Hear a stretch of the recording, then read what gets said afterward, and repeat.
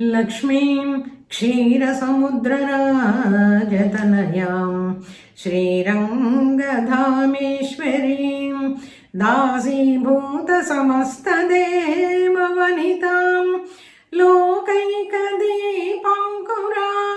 శ్రీమన్మందకటాక్షలబ్ధవిభవ బ్రహ్మేంద్ర గంగాధరాం త్వాం త్రైలోక్యకుటుంబినీం సరసిజాం వందే ముకుంద ప్రియా.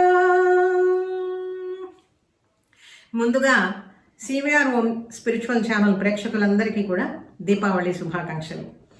ఈరోజు దీపావళి, నరక చతుర్దశి, అంతకుముందు వచ్చేటువంటి ధనత్రయోదశి, ఈ మూడింటిని గురించి సంక్షిప్తంగా వివరాలు తెలుసుకుందాము.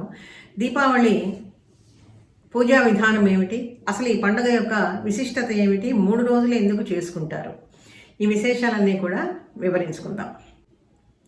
ఆశ్వయుజ బహుళ అమావాస్య దీపావళిగా ప్రసిద్ధికెక్కింది.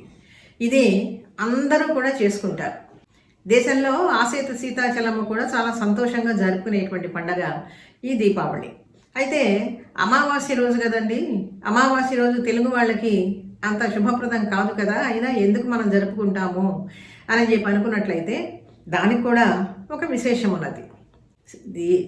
చీకట్లు తొలగి వెలుగులతో జీవితాలన్నీ కూడా పండించుకున్నటువంటి రోజు.